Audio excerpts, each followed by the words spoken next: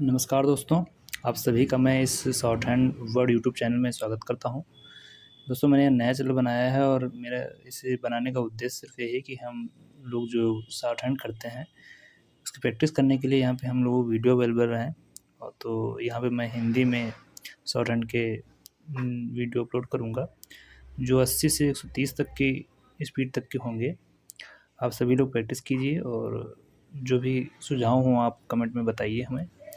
और अगर हमारी डिक्टेशन आपको पसंद आए तो हमारे वीडियो को लाइक करिए, चैनल को सब्सक्राइब कर लीजिएगा तथा बेल आइकन दबा लीजिएगा जिससे आपको हमारे वीडियो का नोटिफिकेशन मिलता रहे।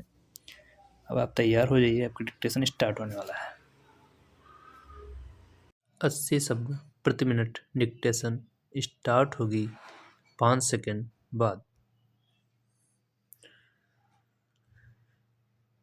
स्टार्ट। आम बजट में अब एक पखवाड़ा ही शेष बचा है। इससे पहले आर्थिक मोर्चे पर दो विरोधाभासी तस्वीरें दिख रही हैं।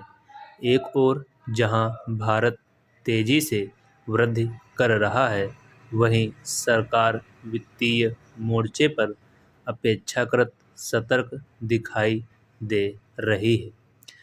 वह खर्च से लेकर उधारी और कल्याणकारी वादों के प्रति सावधान है। वैसे तो ये दोनों परिदृश्य अपनी अपनी जगह पर सही हैं, लेकिन अधिकांश लोग इसे समझ नहीं पाते। इसके पीछे एक बड़ा कारण यह पता नहीं होना है कि अर्थव्यवस्था जिस गति से वृद्धि कर रही है, क्या उसी अनुपात में संसाधनों का भी सृजन हो पा रहा है या नहीं। अच्छे परिदृश्य की पहले चर्चा करें तो भारतीय अर्थव्यवस्था मजबूती से आगे बढ़ रही है। सरकार के पहले अग्रिम अनुमान के अनुसार भारतीय अर्थव्यवस्था के चालू वित्त वर्ष 7.4% की दर से बढ़ने की उम्मीद है।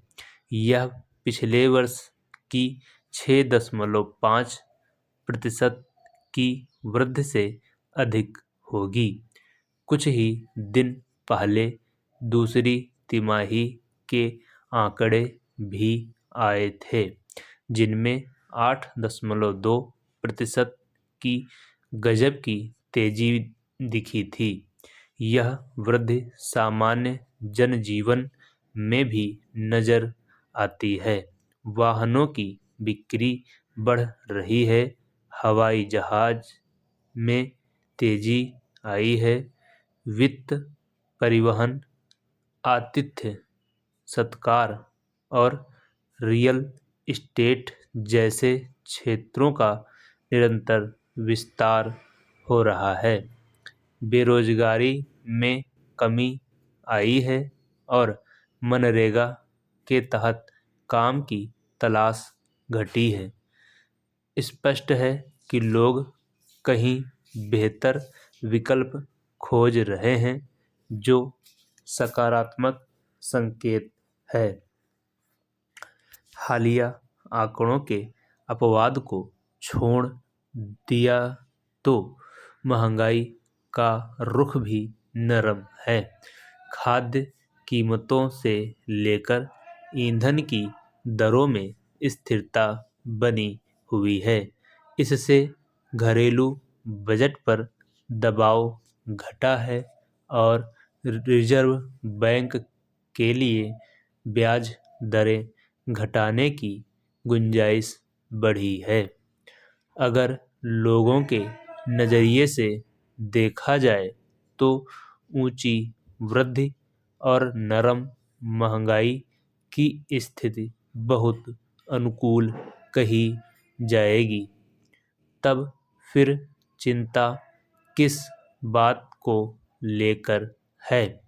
असल समस्या वृद्धि में नहीं बल्कि आमदनी के स्तर पर है। सीधे शब्दों में कहा जाए तो अर्थव्यवस्था अधिक वस्तुएं और सेवाएं तो उत्पन्न कर रही है, लेकिन उनका कुल मूल्य उतनी तेजी से नहीं बढ़ रहा है। बढ़ना तो दूर, कुछ क्षेत्रों में तो कीमतें गिर रही हैं।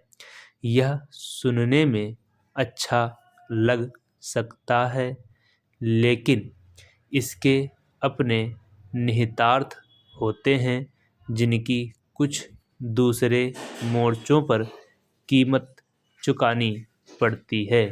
चाहे जीएसटी हो, आयकर हो या कॉरपोरेट कर, उन पर राजस्व की प्राप्ति लेन देन के आधार पर ही निर्भर करती है। जब लेन देन में वृद्धि धीमी होती है तो कर संग्रह भी धीमा हो जाता है। देखा जाए तो पिछले वर्ष की तुलना में प्रत्यक्ष और अप्रत्यक्ष कर वृद्धि में कुछ कमजोरी का रुझान है।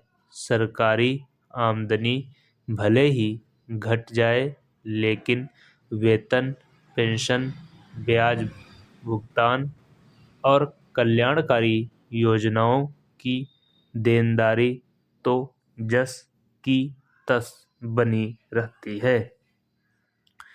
जब सरकार ने सड़कों, रेलवे, बंदरगाहों, आवास और ऊर्जा आदि में बड़े निवेश के इरादे जताए हों, तो संसाधनों की आवश्यकता स्वाभाविक रूप से बढ़ जाती है।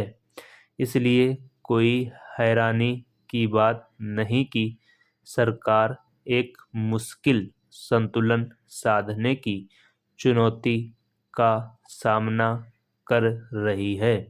अगर राजस्व प्राप्ति में कुछ संकुचन दिखता है तो जाहिर है कि उसे या तो अधिक उधारी लेनी पड़ेगी या किसी अन्य मोर्चे पर कटौती का विकल्प अपनाना होगा।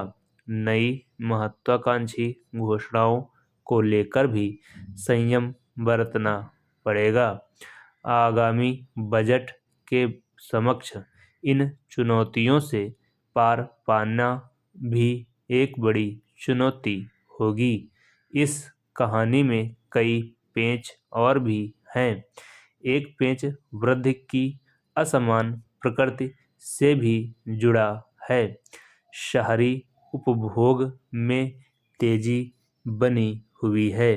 एक तबका बड़ी तादाद में नई कारें खरीद रहा है तो आलीशान सैर सपाटे पर खर्च में भी उसे संकोच नहीं। दूसरी ओर विनिर्माण जैसा महत्वपूर्ण क्षेत्र सुस्ती का शिकार बना हुआ है। हाल में बिजली की मांग में कमी आई है। इसका एक कारण मौसमी भी हो सकता है, लेकिन कुछ औद्योगिक गतिविधियों में शिथिलता को अनदेखा नहीं किया जा सकता। विनिर्माण की महत्ता को इस कारण भी उपेक्षित नहीं किया जा सकता, क्योंकि न केवल इससे बड़े पैमाने पर रोजगार सृजन होता है, बल्कि इससे कर राजस्व को लेकर भी कहीं अधिक निरंतरता बनी रहती है। बाहरी मोर्चे पर स्थितियां नियंत्रण में अवश्य, लेकिन जोखिम से मुक्त नहीं हैं। मजबूत सेवा निर्यात और विदेश में बसे भारतीयों द्वारा भेजी गई राशि के दम पर चालू खाता घाटा कुछ घटा है। विदेशी मुद्रा भंडार भी सहज स्थिति में है, लेकिन वैश्विक अनिश्चितताएं कभी भी संकट खड़ा कर सकती हैं। तमाम उभरती हुई अर्थव्यवस्थाएं पूंजी प्रवाह को लेकर अस्थिरता का सामना कर रही हैं। डॉलर के मुकाबले रुपए की हैसियत भी आयात लागत से लेकर निवेशकों की धारणा को प्रभावित कर रही है। ऊपर से अमेरिकी टैरिफ ने भारत की चिंताओं को और बढ़ाने का काम किया है। बजट में वित्त मंत्री को इन चिंताओं का संज्ञान लेना होगा। इसमें कर वृद्धि अनुमान को लेकर बहुत सावधानी बरतनी होगी। उधारी की योजनाओं को लेकर भी सतर्कता आवश्यक होगी, ताकि ब्याज अदायगी को लेकर अतिरिक्त बोझ न बढ़े।